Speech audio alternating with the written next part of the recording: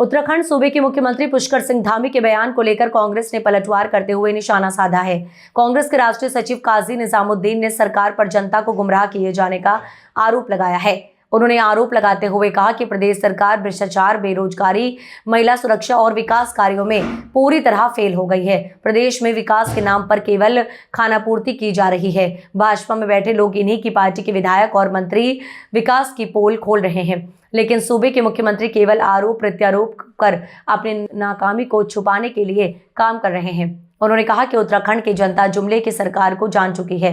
प्रदेश में बेरोजगारी चरम पर है, महंगाई चरम पर है, विकास कार्यों के नाम पर केवल भ्रष्टाचार है और आगे आने वाले विधानसभा चुनाव में प्रदेश की जनता भाजपा को जवाब देगी। चल रही है तो विधानसभा अध्यक्ष से बड़ा पद और कौन सा हुआ, जो कि माननीय विधायक कोटद्वार भी हैं।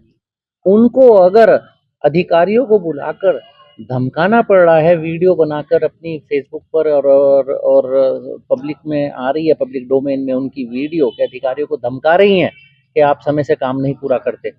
सरकार सही चल रही है तो फिर माननीय विधानसभा अध्यक्ष को क्यों अधिकारियों को डांटना पड़ रहा है? अगर सरकार सही चल रही है तो फिर भारतीय जनता पार्टी के वरिष्ठतम विधायकों में से एक बंशीधर भगत जी को धरना क्यों देना पड़ रहा है, जो भारतीय जनता पार्टी के पूर्व मंत्री भी हैं और प्रदेश अध्यक्ष भी रहे हैं। भारतीय जनता पार्टी के नेता क्यों कह रहे हैं कि सैकड़ों लाशें आज भी आपदाग्रस्त क्षेत्रों में दबी हुई हैं।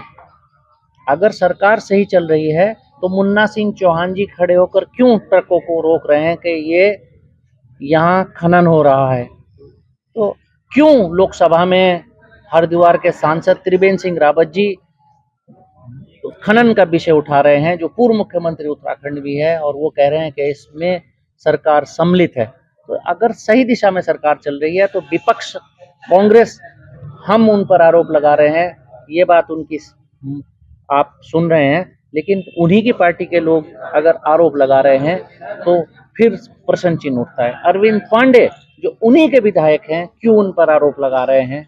ठकराल साहब उन्हीं की पार्टी के नेता और पूर्व विधायक हैं, क्यों भारतीय जनता पार्टी पर आरोप लगा रहे हैं? क्यों एसएसपी का नाम लेकर वो आरोप लगा रहे हैं? ये सारे विषय जो हैं, इसके मायने सरकार सही नहीं चल रही जब भारतीय जनता पार्टी के ही लोग उन पर आरोप लगा रहे हैं और सवाल पूछ रहे हैं और उनके काम हल नहीं हो रहे हैं।